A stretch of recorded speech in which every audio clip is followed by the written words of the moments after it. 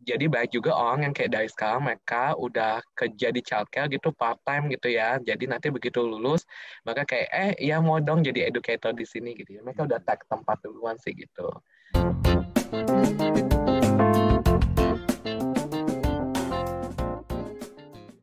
Halo guys, ketemu lagi nih dengan gue Darwin, Indo di Toronto, dan hari ini kembali lagi kita di sesi migrasi ya. Dan kali ini kita akan membahas mengenai potensi untuk menjadi early childhood educator ya, atau menjadi guru untuk anak-anak ya. Dan kali ini kita kedatangan seorang bintang tamu ya, seorang student yang lagi kuliah di bidang itu, early childhood educator ya. Nah, mari kita perkenalkan teman kita, yaitu silakan perkenalkan diri. Ya, hai semuanya. Nama nama aku Raymond. Terus dulu tinggalnya di daerah BSD Tangerang gitu. Dan di sini kuliah early child education. Dulu sih di Indo udah pernah kerja ya, dulu kerja di bidang IT sempat beberapa tahun, terus kerja di sekolahan internasional, terus 1 tahun, terus habis itu kuliah di sini gitu gitu. Jadi hanya ya udah deh kuliah di sini gitu. Sekarang lagi kuliah early child education gitu. Oh, oke oke. Jadi kamu di Indonesia tuh Ya, sebenarnya udah kerja ya. udah, iya. Jadi Iya. di Indonesia itu sebenarnya awalnya kan aku emang begonya di bidang IT ya. Jadi aku kerjanya tuh di bidang IT lebih banyak sih kayak udah 3 tahun, 4 tahun gitu. Terus Oh, habis oke. itu Sorry, aku sorry. Boleh nanya, oh ya, jadi kamu dulu boleh. udah pernah kuliah bachelor gitu ya di Indonesianya ya? Udah, betul. Jadi Oh, waktu di Indo aku udah kuliah bachelor terus sudah lulus tuh. Terus abis itu udah di bidang lulus IT. aku bidang IT betul. Hmm. Ya, terus ya udah terus kerja dulu, terus habis itu kayaknya, aduh kayaknya suka ngajar gitu kan, passionnya tuh di bidang ngajar. Jadi coba apply di sekolahan gitu, jadi guru SD Oke. waktu itu. Terus ya udah jadi kerja di sekolahan, terus Hmm. belum sampai setahun terus apply kuliah lagi, keterima di sini gitu kan. Jadi Oh, ya makanya ke sini deh kuliah oke gitu. oke. Kurang lebih itu ya backgroundnya ya. Iya betul. Oke oke. Nah, ini menarik nih guys ya. Raymond ini tadinya udah kuliah, udah lulus, dan udah kerja sesuai bidangnya di bidang IT sebenarnya ya. Tapi akhirnya pindah jurusan nih. Iya, ke bidang pendidikan nih ya guys ya. Nah, ini boleh tahu nggak Raymond, kamu ini pindah jurusan ini karena kenapa? Karena kamu ada calling ke situ atau karena kenapa ya? Iya, jadi kalau aku sebenarnya ngerasa karena ada calling sih, karena jadi kalau dulu di Indo itu kan aku Kristen ya, dulu aku itu pelayanan di sekolah minggu dulu di gereja tempat aku ibadah. Jadi dari situ tuh aku ngerasa kayak oh ada panggilan gitu di ngajar gitu kan, ada calling. Jadi aku cobalah gitu kan. Terus aku ngerasa juga kerja di IT itu dulu aku sebagai sistem analis, aku sih merasa agak struggle gitu ya, dan aku ngerasa kurang suka gitu kan. Jadi aku pikir aku ngerasa kayak ada kawan di teaching, jadi aku pikir kenapa enggak gitu pindah ke sana coba gitu kan. Kan dulu mikirnya kan oh masih muda gitu kan, ya udahlah coba aja gitu kan. Jadi akhirnya ya udah deh coba apply ke sekolahan gitu dan diterima ngajar dan nyata suka sih gitu, suka. Dan akhirnya memutuskan ya kan dulu backgroundnya IT tapi nggak pernah kuliah pendidikan kan gitu. Jadi mau coba memperluas pengetahuan gitu kan supaya bisa lebih jadi impact lagi gitu. Jadi Hmm, dari situ sih. oke oke, menarik Ya. menarik ya. Nah, terus berikutnya nih ya, kenapa pilihannya Kanada? Ya kan, Oke. sebenarnya kan kita kalau mau kuliah education banyak kan negara pilihannya, bener gak? Bisa Kanada, bisa Australia, New Zealand, even US, UK juga bisa ya. Kenapa dari sekian banyak negara itu pilihnya Kanada, Raymond? Iya, ini menarik sih. Sebenarnya banyak orang juga nanya sih, kenapa pilihnya Kanada gitu ya. Hmm. Sebenarnya pertama sih nggak pilihnya Kanada gitu ya, pilihnya yang negara lain gitu. Karena tadinya pikir, aduh Kanada kan jauh gitu ya dari Hmm. Indonesia kan. Iya. Um, tapi memang dari dulu ada cita-cita masa mau ke luar negeri, mau kuliah gitu kan. Terus habis itu pikirnya pasti optionnya Commonwealth countries gitu atau pokoknya negaranya yang speak English lah ya karena kan karena aku bisanya bahasa Inggris doang gitu kan second language-nya.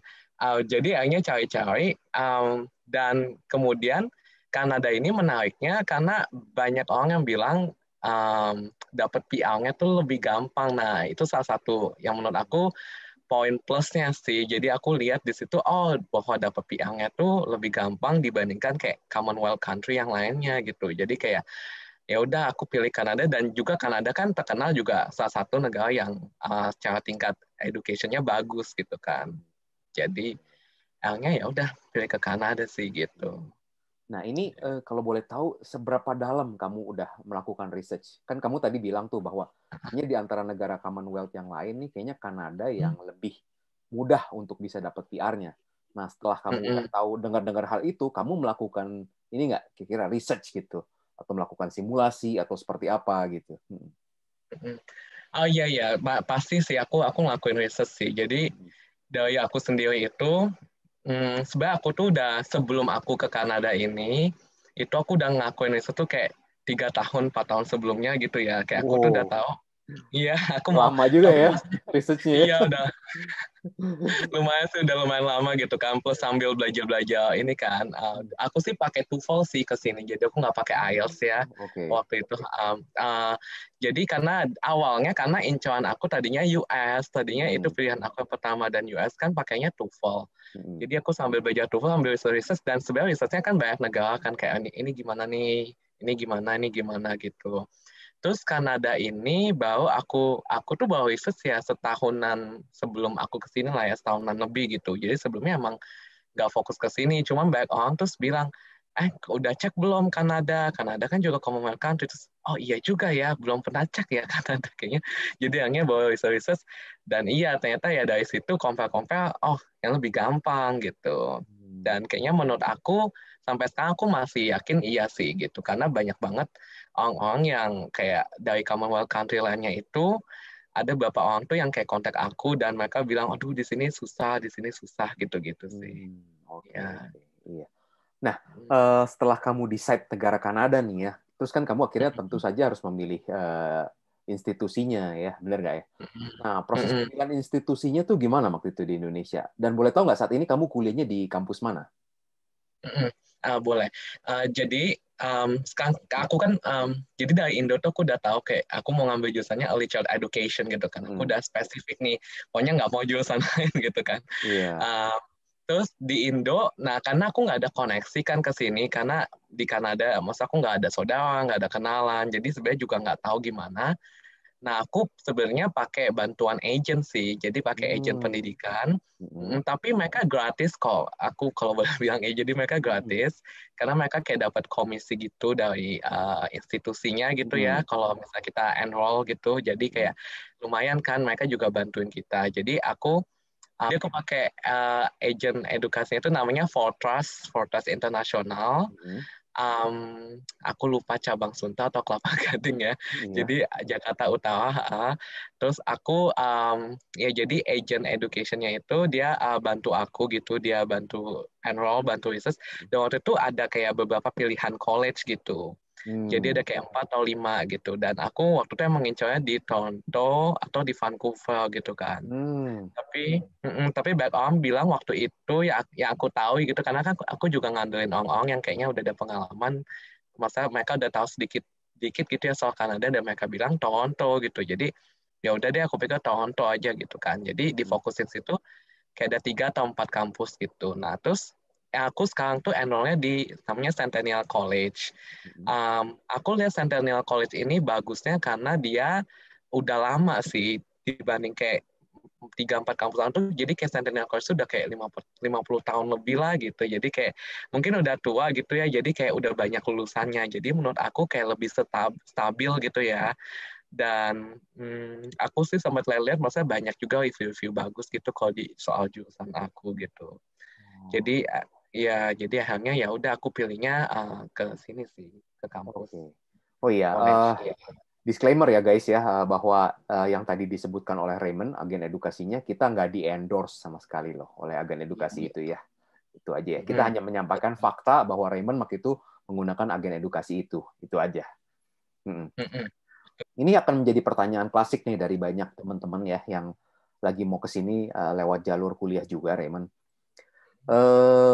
Pertanyaannya begini, dulu di Indonesia udah S1 IT, udah pernah Mm-mm. kerja juga di IT, tiba-tiba mau kuliahnya menyimpang di sini. Kan nggak Iya, nyambung tuh antara IT dengan early childhood educator. Itu betul. kira-kira gimana untuk memberikan explanation kepada immigration Kanadanya gitu ya? Karena kan ini nggak nyambung nih. Nah, itu gimana? Karena banyak yang menanyakan, nanti ditolak nggak gitu? Seperti itu. Oh, Mm-mm. oke. Pengalaman aku sih enggak sih, mereka nggak tanya-tanya gitu ya, maksudnya kayak oh dulu backgroundnya apa gitu, maksudnya IT gitu. Malah maksudnya kayak misalnya salah satu syarat yang mereka butuhin gitu adalah ijazah SMA gitu kan. Mm-mm. Mereka tuh bahkan nolak ijazah bachelor aku gitu. Jadi kayak, Oh, iya, jadi aku udah ngelakuin bachelor. Terus waktu itu aku ingat banget kan hari pertama kita harus enroll ulang gitu ya, register ulang. Terus aku ke kampus, aku lupa bawa ijazah SMA, jadi kita harus bawa ijazah fisiknya gitu kan. Jadi jangan lupa tuh kalau yang mau ke sini harus bawa ijazah fisik gitu karena diminta fisiknya. Terus aku lupa gitu, aku lupa bawa, aku bawanya ijazah bachelor. Jadi aku bilang boleh nggak pakai ini? Nggak boleh kata dia. Ini kan soalnya apa hitungannya kayak bukan master lanjutin lagi gitu kan. Jadi yang mereka minta itu adalah ijazah SMA sih gitu. Jadi mereka nggak sih nggak tanya-tanya gitu. katanya ya. Ya, ya Dan nggak program sih. yang kamu ambil ini apa programnya? Diploma atau apa? Aku ambilnya diploma, Hmm. diploma. Yang Jadi berapa tahun?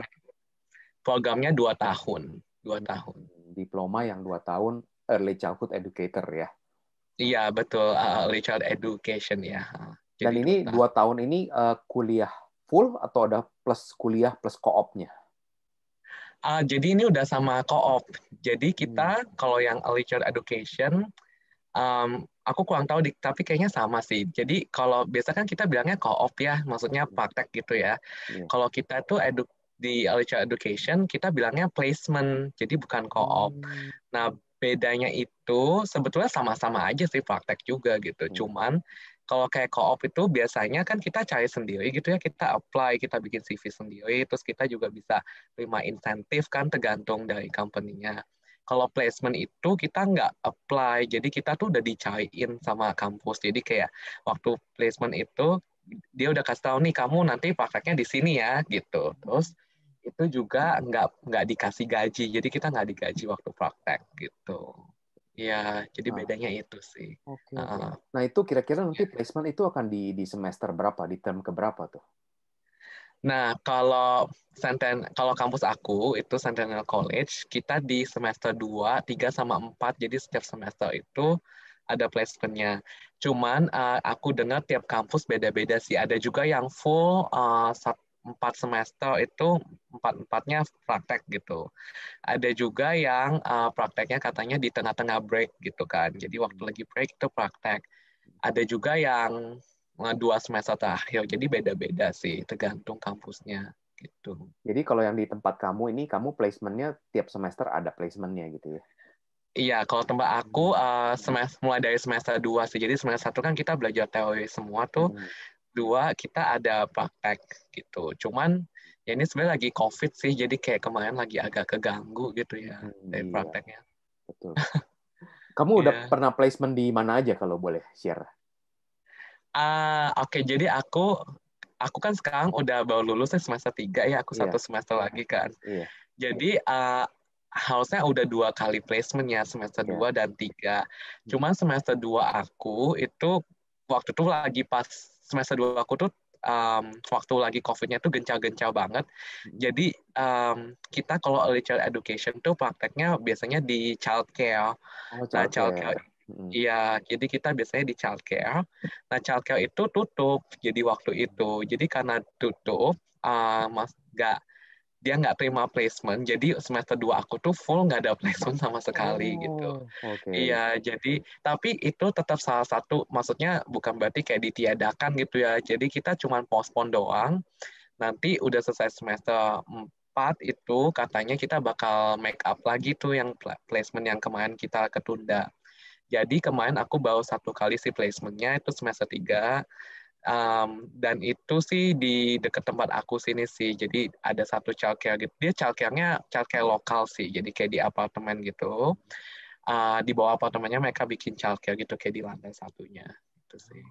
Oke, oke. Iya, iya. Ya. Karena COVID jadinya segala sesuatunya jadi berubah ya saat ini ya. Betul betul. Jadi Iya. kayak kita juga bingung juga. Tapi ya udahlah gitu jalan aja gitu kan. Oke, oke. Iya. Nah, kalau menurut kamu sendiri nih ya, kamu yang lagi ini, kamu yang lagi menjalani saat ini kuliah untuk Mm-mm. early childhood educator ya. Nah, Mm-mm. kira-kira menurut kamu untuk profesi ini sebagai early Mm-mm. childhood educator ini potensinya itu bagus nggak sih di Kanada? Dalam arti cukup tinggi nggak sih permintaannya gitu?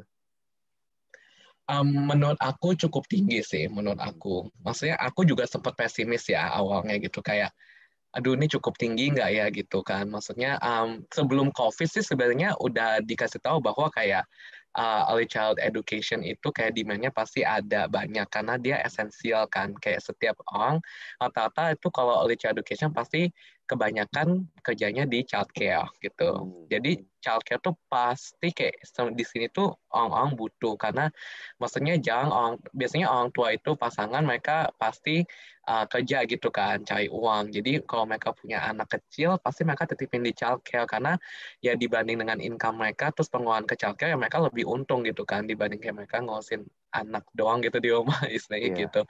Jadi pasti selalu butuh gitu. Bahkan di sini apalagi lagi COVID sekarang kan childcare jadi mereka kurangin kapasitas ya buat social distancing. Jadi banyak banget tuh waiting list sebetulnya gitu. Jadi Hmm. kayak banyak orang tua sebenarnya mau titipin anaknya di childcare gitu.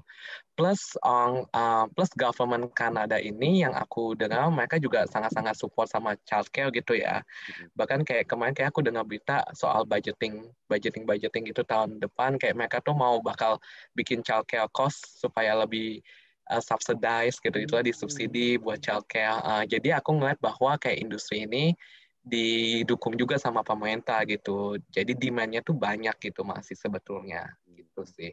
Apalagi menurut aku kalau kayak aku cowok gitu ya. Hmm. Kalau cowok itu kita lebih unggul sih sebetulnya banyak banget yang bilang sama aku. Jadi kayak oh kamu untung banget kamu kuliahnya early child education karena cowok itu cuman menurut statistik katanya 3% doang di Oh. bidang early child education. Iya, jadi dikit banget gitu. Kebanyakan memang dominasinya itu wanita gitu di bidang Hmm. ini. Oke. Jadi dibutuhin tapi sebetulnya Oke, gitu. oke. Selain kamu datang untuk kuliah dan mendapatkan ilmu, kamu juga kan ingin mendapatkan karir di sini dan juga siapa tahu kamu bisa mendapatkan PR di sini juga ya, benar nggak ya? Dan tentu Betul. saja kan salah satu chance untuk mendapatkan PR itu ialah ketika kita mempunyai job offer dan punya pekerjaan di sini, benar nggak? Dan kalau Betul. memang ternyata chance-nya untuk mendapatkan pekerjaan di bidang ini tinggi, toh akan semakin memudahkan untuk proses PR kamu kan nantinya, benar nggak? Iya, betul. Betul Iya, banget. oke. Iya. Iya. Nah, saat ini kamu udah di semester 3 ya. Kira-kira kamu Mm-mm. itu dari satu semester lagi, terus untuk sampai proses pencarian kerja itu kira-kira kurang kurang lebih butuh berapa lama lagi nih? Secara Mm-mm. waktunya ya. Hmm. Um, Oke, jadi kan aku kan 1 semester lagi ya, 1 semester tuh biasanya 4 bulan kan. Hmm. Jadi biasanya sih proses pencarian kerja sebenarnya karena early child education itu demand-nya banyak ya. Jadi Hmm. sebetulnya banyak juga, maksudnya sampai sekarang lowongan pekerjaan tuh masih butuh gitu. Cuman kalau aku dengar-dengar kita juga harus hati-hati karena kadang-kadang ada tempat kerja yang biasanya kan kita apply di childcare itu yang paling banyak banget demand-nya. Nggak ada childcare yang kayak mereka mungkin mereka nggak kasih benefit atau kayak salary-nya itu kurang gitu karena ada beberapa ya faktor ini itulah gitu jadi kayak kita harus hati-hati juga jadi sih ya aku dengar sarannya itu adalah sekitar kayak 3-2 bulan sebelum itu udah bisa mulai apply sih gitu Oh. coba cari-cari ya bahkan sebetulnya sebenarnya kita sebelum lulus pun kita boleh sih kerja di childcare gitu cuman hitungannya kita sebagai asisten doang gitu. Jadi kalau misal udah lulus, kan kita jadi title-nya educator ya. Cuman kalau misal sebelum lulus, kita bisa kerja tapi bilangnya assistant sih gitu. Ya dengan syarat ini itu. Jadi banyak juga orang yang kayak dari sekarang mereka udah kerja di childcare gitu part time gitu ya. Jadi nanti begitu lulus mereka kayak ya mau dong jadi educator di sini gitu ya. Mereka udah tag tempat duluan sih gitu. Ya, saya juga begitu. Nah, saat ini nih kan kamu lagi kuliah nih ya. Nah, selain Mm-mm. kuliah ini kira-kira kamu kerja part time juga atau full time studi saat ini? Ya aku jadi full time ini study, tapi aku juga kerja part time sih sekarang Mm-mm. gitu. Jadi kerja part time aku bersyukur sih masa waktu sampai sini itu cari kerja part time kan lumayan susah tuh awalnya ya karena mungkin pas lagi sebelum COVID juga waktu aku kesini kan. Jadi aku tuh tahun 2020 awal gitu. Mm-mm. Terus habis itu sekarang aku kerja part time-nya itu online sih puji Tuhan gitu ya. Jadi aku apply banyak banget tempat gitu. Jadi aku kayak apply restoran, apply kayak toko retail gitu kan yang di malls, supermarket gitu kan. Terus pokoknya kerjaan yang part time student lah ya gitu yang kayak banyak orang bilang ya coba nih apply sini gitu kan dan yang fleksibel yang part time gitu kan. Dulu juga nggak mikir pokoknya gajinya berapapun yang penting dapat income lah ya gitu Iya. kan. Tujuannya itu. Tapi nggak dapat tuh. Terus akhirnya bulan lalu tahun lalu terus kita Agustus 2020 akhirnya keterima kerja aku jadi ngajar programming sekarang tapi ngajarnya buat anak-anak gitu jadi aku kerja di satu company ya dia dari US terus company ini tuh tutor programming buat anak-anak gitu dan jadi aku puji Tuhan dapat kerja ini jadi aku bisa kerjanya online sekarang dari rumah gitu jadi part time sambil full time studi ya lumayan struggle juga ya dijalanin lah ya gitu. Iya, iya. Iya, Boleh tahu nggak tapi itu waktu itu cari kerjanya untuk bisa dapat yang ini lewat mana? Lewat job search atau lewat koneksi atau gimana waktu itu? nah nah aku nggak ada koneksi sama sekali kan. Jadi kayak waktu aku kan sampai sini kan benar-benar kayak tadi aku cerita aku juga nggak ada koneksi kan gitu. Jadi Iya. ya awal sini juga bangun koneksi ke sini sana gitu kan. Hmm. Terus cari-cari kerja juga tanya teman-teman juga kayak mereka, iya kayaknya belum ada lowongan nih karena rata-rata dari mereka kan kayak kerjanya cuman maksudnya yang kerjanya di restoran atau Oh kerja iya. kayak jadi barista gitu kan dan mereka juga bilang belum ada lowongan gitu jadi susah waktu itu aku juga cari-cari koneksi nggak dapet ini tuh bener-bener aku cari sendiri di website di internet terus aku apply gitu dan ini juga nggak pakai job portal sama sekali gitu Wow. jadi iya, jadi aku apply langsung di websitenya, aku kirim email dan mereka balas dan mereka lagi pas lagi butuh, terus ya udah interview, tes dan diterima gitu. Jadi puji Tuhan Wow. sih. Oh. Itu blessing Iya, ya. blessings Benar banget blessing sih. ya. Iya, iya. Iya, Dan blessings banget. ini cukup align lagi ya dengan jurusan kuliah kamu ya. Dalam arti kamu kan mengajar anak-anak. Sehingga tentu saja kalau kamu masukin experience ini di resume kamu, itu akan bagus, bener nggak?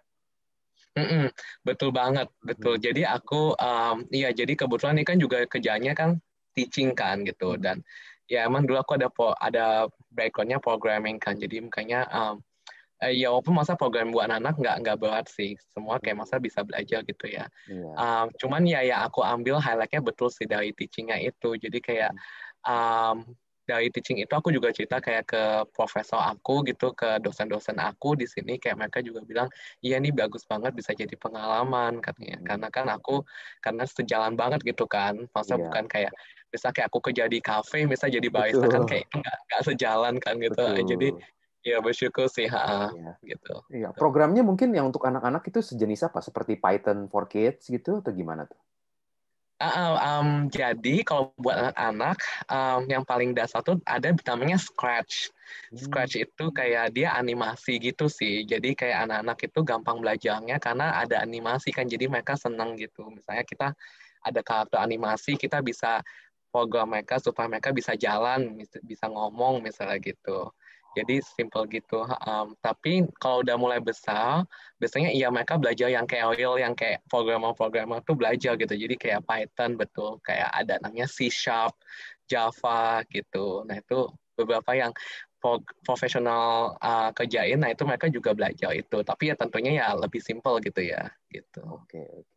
Nah, saat ini berarti kan kamu kuliah sambil kerja tuh ya.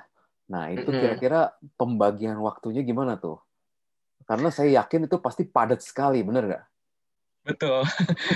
Betul, padat banget sih, Iya. Hmm. padat sekali. Terus kan di sini kan juga kayak sendiri kan, mungkin kalau kayak di Indo kan kayak ada keluarga mungkin yang bisa bantuin Betul. ini itu gitu ya. Jadi kayak Iya. di sini semua sendiri gitu kan. Dan aku juga kayak biasanya ya kerjaan pekerjaan rumah juga sendiri kan, kayak bisa Hmm. beres-beres lah, masak lah gitu kan. Ya, jadi lumayan sebetulnya ekstra banget sih. Tips kalau aku sih, aku orangnya lumayan cukup organize gitu ya. Aku coba organize gitu sih ya. Jadi aku biasanya aku pakai Google Calendar gitu ya. Terus aku udah jadwalin tuh setiap jam nanti Hmm. harus ngapain gitu. Jadi kayak Hmm. aku udah set setiap minggu misalnya harus ada kelas jam berapa. Terus nanti belajar itu aku sediain waktu misalnya harus 10 jam per minggu gitu kan. Terus nanti Hmm. kerja kan maksimal misalnya aku sih rata-rata kerja satu satu minggu itu 10 jam sih Oh, gitu, 10 10 jam. jam. Iya. Iya, 10 jam. Tapi belum plus, nah belum kalau karena aku ngajar ya, jadi kalau ngajar tuh kita harus bikin lesson plan, terus nanti Oh, kirim email ke orang iya. tua ya kan, ke Betul, betul. update, newsletter, gitu-gitu. Jadi kayak plus embel-embelnya gitu lah ya, itu ya bisa plus 5 jam lagi, biasanya jadi Oh, hitung-hitung ya iya. 15, ya hitung ya 15 jam sih gitu. Hmm. Di sini kan maksimum 20 jam kalau masih student, Hmm. buat kerja gitu. Cuman ya aku 15 jam ya itu udah padat banget sih menurut aku. Jadi kayak biasanya itu waktu aku sisanya ya jadi weekdays itu belajar, kerja, weekend kadang-kadang juga kerja kayak hari ini aku kerja Sabtu gitu, Minggu aku kerja. Terus jadi sisanya biasanya ya biasa Minggu aku agak free, jadi Minggu biasanya waktu sosialisasi misalnya kalau ketemu teman gitu ya pas nggak lagi Hmm. lockdown gitu. Iya. Jadi bisa ketemu teman gitu. Itu Oke. sih pembagian waktunya. Saya pengen minta tolong dari Raymond nih untuk memberikan tips atau motivasi ya bagi teman-teman yang mau ke sini ya. Karena ada beberapa dari yang menonton video Indo di Toronto itu menanyakan tuh mengenai kalau program Early Childhood Educator ya. Karena memang di video kita yang sebelumnya pernah ada ya sepasang suami istri beserta anaknya mereka tapi sekarang di Nova Scotia. Hmm. Mereka waktu itu apply PR dan mendapatkan sponsor dari Provinsi Nova Scotia karena istrinya itu bekerja sebagai guru TK dulunya di Indonesia. Jadi lewat Hmm. profesi guru TK ketika di-apply ke sininya gitu. Ya. Nah, jadi setelah video itu tuh banyak tuh yang menanyakan kalau misalkan di Indonesia guru TK nih pengen ke sini gitu gimana ya. Dan berarti kan Ya. beberapa ada yang sebenarnya minat untuk kuliah juga ya di bidang early childhood educator ini ya. Kira-kira tips and triknya tuh bagaimana dari segi pencarian kampus, juga dari segi bahasa ya tentu saja ya. Karena kan ketika nanti di sini kamu akan mengajar dengan full bahasa Inggris, benar nggak di sini ya? Betul, betul. Gitu. Nah itu tips and triknya gimana tuh? Dan motivasinya ya kalau boleh ya. Hmm. Oke. Ya sebetulnya kalau di bidang education pasti biasanya orang kan udah ada hatinya gitu ya biasanya kalau yang mau ngajar di bidang Hmm. education. Jadi biasanya mereka udah tahu nih mereka suka, mereka mau ngajar gitu kan. Jadi mereka mau coba profesi di bidang education. Kalau tipsnya dari aku sih, pertama kayaknya kita harus research dulu misalnya mau di provinsinya di mana gitu ya Hmm. misalnya. Karena aku juga baru tahu sampai sini aku baru tahu bahwa misalnya kayak aku sekarang kuliahnya di Toronto gitu kan. Toronto kan provinsinya kita Ontario. Nah itu kalau misalnya kayak aku misalnya mau pindah ke British Columbia gitu provinsinya Vancouver gitu misalnya itu regulasinya beda gitu. Jadi kayak Hmm. mereka tuh ada regulasinya beda dan house transfer. Jadi ada kayak embel-embelnya gitu. Karena ada temen aku yang pindah ke sana, dia mau transfer kuliah itu prosesnya agak lama gitu, susah gitu. Dan dia juga kayaknya belum selesai sampai sekarang. Jadi kayak menurut aku tipsnya pertama kan kita harus tahu dulu nih kita mau ke provinsi mana. Provinsi mana itu kalau misalnya kita nggak ada tujuan, misalnya kayak kalau aku kan karena aku juga mau PR ya, kalau mungkin nggak mau PR kayak ya mungkin di mana aja nggak apa-apa lah gitu kan, mungkin di Kanada misalnya. Tapi kalau kayak kita mau PR, kayak yang tadi ceritanya Ko Darwin itu yang pasangan suami istri Nova Scotia, kayaknya harus cari tahu dulu gitu, misalnya mau ke provinsi mana gitu. Karena kalau udah misalnya aku kayak ke Toronto, aku mau pindah itu sebetulnya agak susah sih gitu, karena regulasi bisa, tapi regulasinya mesti di-convert lagi gitu. Jadi pertama cari tahu dulu gitu di situ. Terus yang kedua betul banget tuh jadi kayak education, apalagi early child education tuh juga aku tahu memang masih banyak banget demand-nya. Aku dengar tuh kayak misalnya kayak di Saskatchewan gimana sih pronunciasi Iya, Saskatchewan ya? Saskatchewan ya. Saskatchewan ya, Iya. ya itu dia juga banyak banget butuh. Aku kurang tahu sih Nova Scotia, tapi mungkin ya menurut aku butuh juga gitu banyak sebetulnya. Karena kan banyak orang kan pusatnya kan semua di Ontario, Toronto gitu kan, kalau enggak Iya. Vancouver, British Columbia yang udah banyak. Jadi provinsi lain itu mereka sebenarnya juga butuh gitu early child education. Terus kalau udah tahu, terus udah sih menurut aku ya betul belajar bahasa Inggris itu juga tipsnya. Belajar bahasa Inggris tuh harus rutin sih gitu, kayak aku dulu belajar bahasa Inggris itu kayak setiap hari aku usahain ke expose gitu ya, walaupun sibuk dulu kan juga sambil kerja gitu ya. Ya puji Tuhan sih aku dulu kerja kan di sekolahnya juga full English, jadi kayak aku bisa ngomong juga di sana. Tapi menurut aku tips selanjutnya adalah biasain expose diri sama bahasa Inggris, misalnya kayak baca berita gitu kan, atau kayak dengar YouTube yang bahasa Inggris gitu kan. Terus kalau nggak tahu kata-katanya apa, dicatat aja gitu, nanti baru dicek lagi di Google Translate misalnya gitu kan, di dictionary, di kamus gitu ya. Jadi harus banyak expose sih. Kayak aku ini dulu, aku sebenarnya dapetnya TOEFL, aku nggak tes IELTS, karena dulu aku awalnya maunya ke US kan, jadi aku nggak tes IELTS. Jadi, tapi diterima sih di sini gitu tes TOEFL. Dan waktu itu aku tuh tes TOEFL aku nggak les kayak TOEFL preparation gitu. Jadi aku tuh emang udah dari 3-4 tahun itu sambil aku cari kampus, aku juga sambil nyicil-nyicil belajar bahasa Inggris gitu. Jadi itu juga ngebantu aku untuk bisa fluent gitu sampai sini gitu sih. Jadi apalagi ya betul memang karena kita di education kan ngomong kan, kayak nggak, bukan kayak IT kan di programming balik layar gitu ya istilahnya. Kalau kita kan education ngomong kan, jadi ngomong sama anak-anak, belum kadang sama anak-anak kan gampang ini ya, gampang belajarnya. Jadi kadang kalau kita salah, dia juga bisa ngikutin salah. Kadang itu juga dakdikduk ya Oh kalau kita iya. jadi guru kan, aduh gimana nih kalau ngajar salah, totalnya dia taunya yang salah lagi gitu kan, kita baru Iya. sadar, aduh salah lagi gitu. Jadi kayak ya tapi nggak apa-apa sih, semua kan belajar gitu ya, biasa anak-anak cepet ininya juga kok baliknya gitu. Jadi ya sih belajar bahasa Inggris, research gitu ya. Apalagi ya, udah sih disiplin ya di sini, karena di sini kayak apa-apa menurut aku lebih susah ya gitu. Kayak orang-orang tuh suka bilang kan enak tinggal di luar negeri gitu ya, kayaknya lebih lebih nggak kacau. Memang sih maksudnya ada plusnya ya, ada pro kontranya juga gitu ya. Maksudnya mungkin di luar negeri kayak kita lihat mungkin kualitas hidupnya lebih oke gitu ya misalnya. Tapi kan di sini kayak apa-apa serba mahal, terus kayak semua juga harus mandiri gitu kan, kayak aku semua di sini ngerjain semua sendiri, pergi kalau nggak ada koneksi, nggak ada keluarga gitu. Jadi dari Indo menurut aku juga udah harus latihan disiplin sih gitu. Jadi Betul. Iya. ya harus coba bagi-bagi waktu gitu, karena kalau nggak kayak susah sih gitu, harus Mungkin kalau yang poin bagi-bagi terakhir tuh waktu. yang kamu tadi jelasin bahwa kayaknya kan orang banyak yang bilang, oh kayaknya enak ya di luar negeri ya. Mungkin karena mereka hanya ngeliatin foto-foto di Facebook atau Instagram kali ya. Betul.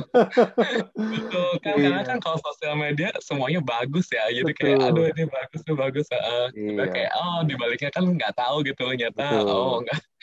Behind the Iya, behind the skin-nya kita nggak tahu, mereka nggak tahu, bener nggak ya gimana ya? betul. Betul, Ya, betul. perjuangannya struggle. Betul, iya iya.